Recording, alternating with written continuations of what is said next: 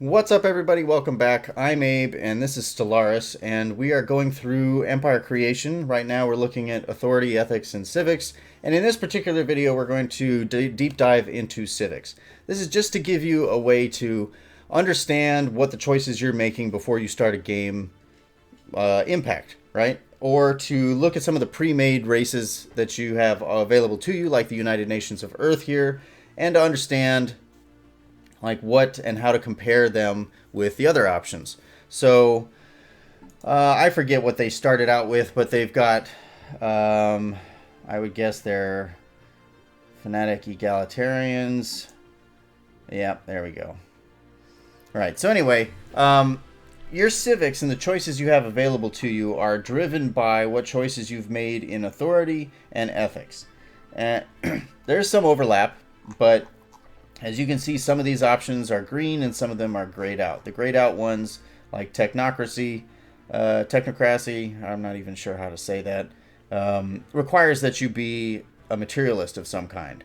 So now that's an option up here, but others are not, right? So again, we've got this point system where we have 2 civics points to spend. There are no negative options. And as such, you just get to pick 2. There is a long list that's available online. You can go to the stellaris.paradoxwikis.com and you can see this, and you can see all of the various options available to you.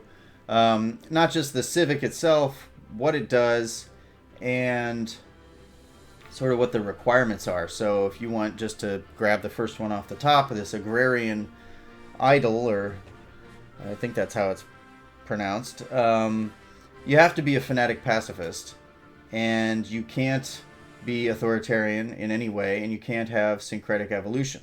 So we come back over here just to show you comparatively what information is provided compared to what you see online. It's just provided in a different form. So let's start kind of up at the top here. I don't have, I guess I have to have an authority selected, but Corvée system. So again, all of this builds into what image you have and what story you're telling of the people that you're creating or going to play. So this Corvée system, it considers it an absolute right of the state to decide where its citizens live and work. And so resettlement cost is much cheaper, right? So I won't get into reading off what the requirements are, but you can see them when you hover over them, right? So this one requires that you not be egalitarian. Cutthroat politics just gives you a flat monthly influence boost of 1. And to put that into perspective, you start out with a monthly influence gain of 3 per month. It caps at 1,000. So yeah, so 1 extra 1 per month. If you open up a frontier post and just to expand your borders or to capture some strategic resource or whatever, that frontier outpost has a cost of 1 influence per month. So if you get cutthroat politics as an example, then you will be able to have 1 more frontier outpost before you sort of reach whatever equilibrium you're looking to reach. Efficient bureaucracy. Now again, this gets into the core sector systems that allows you to add 2 more to the top.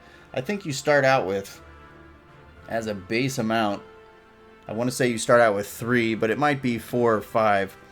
So you can add 2 here. You can add, more for being a pacifist. It looks like I need to stop making videos here. My voice is starting to suffer. But so that's efficient bureaucracy. You could be an environmentalist that reduces the cost of your consumer goods. We've talked a little bit about that, but that's a drain on the power credits that your empire creates. Functional architecture reduces the overall cost of buildings. That's very nice. Meritocracy. Your leaders start out 1 level higher, and you get 1 more leader to pick from. That's also very useful and nice. Mining guilds. Your mineral production is boosted by 10%. There will likely be a power version of that. You could have a parliamentary system, and that increases the influence you gain from your sub-factions. We've talked a little bit about that. The factions that break off and sort of deviate a little bit. Police state unrest is 25% less or lower. Shadow Council, you get to the cost that you would pay to influence the elections is halved, so that's substantial. A syncretic evolution, you start the game with 4 populations being another subservient species. Yeah, that's interesting. An interesting choice, but if you're authoritarian, you know, it just makes it so you can't have the civic of a mechanist. You can't be purifiers, and you can't be agrarian. Agrarian farms produce 1 unity, and we'll get into it in a different. We'll have to make a different video on unity by itself, but unity is sort of. Yeah, we'll have to do a different video, but it's also a very limited. I won't call it a resource, but let's call it a resource that is slow to develop. And so if you have enough farms to feed all of your people, you're also going to be drastically increasing the production rate of your unity. Aristocratic elite, the governor recruitment cost is 50% less, and you get to have 4 more leaders in your empire before you hit your cap. Beacon of Liberty, your monthly unity is 15% higher. Again, unity. Citizen service, your naval capacity is 15%, and this lets you have a bigger navy or space. That's pretty much your armed forces in space. Corporate dominion. Empire energy generation is 10% higher. Distinguished admiralty. Your fire rate is 5% higher, and your evasion is 5% higher, which is very nice. Exalted priesthood, governing ethics attraction of plus 20%. It requires, certain authorities and ethics. Obviously, you can't have a priesthood if you are a materialist. Fanatic purifiers. Okay, this has a lot. You can't engage in diplomacy with other species. So this looks like it's geared specifically towards the hive mind, but fanatic purifiers. You can't engage in diplomacy with other species. That's a big negative. You can only use seed planet and cleanse planet when you're declaring war. Xenopopulations will always be purged. You gain unity from purging xenopopulations. And you may use Armageddon bombardment. Wow. I've never played a race that did that. Your fire rate's increased by 33%. Your damage, your army's damage is, your sort of like land army's damage is increased by 33%. Ships are 15% cheaper, and your naval capacity is 33% higher. I guess you have to be... Oh, I guess you can't be a hive mind. You got to be a fanatic xenophobe. And you have to either be militaristic or spiritualistic. That explains a lot of the races I've encountered. A feudal society. The effects of subject power on relations is reduced by 50%, but all subjects are allowed to colonize planets outside their borders. So, if you're an imperial person, race. Freehaven, migration attraction is 50%. That allows and sort of attracts people, and not just within your empire, but other empires to come and sort of live in your empire. Idealistic foundation, citizen population happiness is 5% higher. That's good. Imperial cult, your edicts are 33% cheaper. Edicts are kind of like... it's like when you boost temporarily for 10 years, you boost the happiness because you're broadcasting propaganda on a given planet.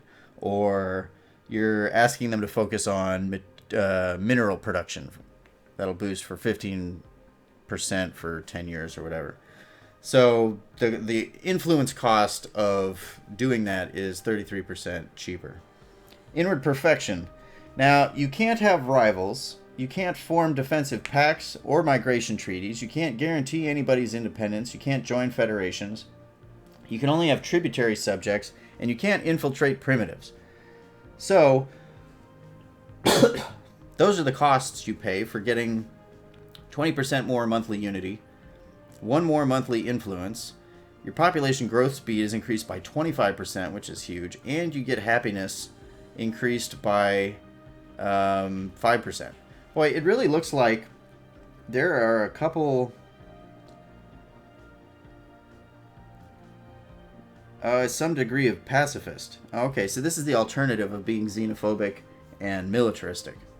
That's interesting. Alright, the Mechanist, you start the game with 2 populations being robots, and with the technology to build more. Robot upkeep is reduced by 5%. And, yeah. Nationalistic Zeal, your border range is 10% greater, and you're able to declare one more other empire, your rival. Philosopher King, your ruler levels are increased by 2, so your rulers start out at level 3, I think it would be, plus whatever else you get. Bonuses you have elsewhere. Slaver Guilds, your slave food production is plus 10%, and your mineral production is 10% higher as well. Technocracy or Technocracy, you get 1 additional research alternative. Normally you get 3, and this adds 1. There are research options that you can research that give you additional alternatives, but you have to do that. And Warrior Culture, which gives you an increase to your armies, your land armies, damage, and upkeep costs. So, that's it for Civics. And again, these are all just ways to shape for yourself and to get some bonuses from having a good, deep idea of who your people are and what's important to them. And so, just on this page alone, you can really shape to a great extent what your... Yeah, so let's say I'm a fanatic xenophobe and I'm militaristic. I can... Let's see, let's find those really drastic options here. Fanatic Purifiers, there we go. So, I can be a Fanatic Purifier, which gives me quite a bit.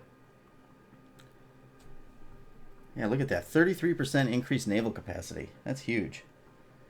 I'm going to be purging things. Nationalistic Zeal. Unrest. Yeah, there's not going to be any unrest because I've killed everybody. So, how about that? Efficient bureaucracy.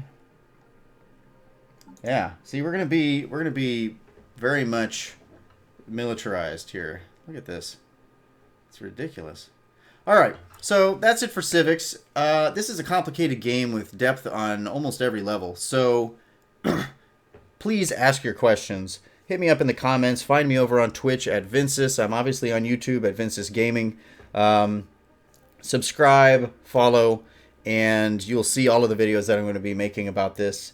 Hopefully, once we get through kind of understanding species and all of the options that you have available to you for empire creation, we can get into the mechanics of the game in the game and talk about those individually.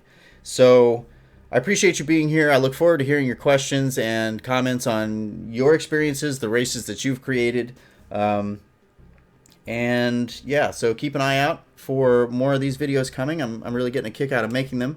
And I would love to hear what your questions are to sort of guide what the next videos will be. So thank you for watching, and I will catch you in the next video.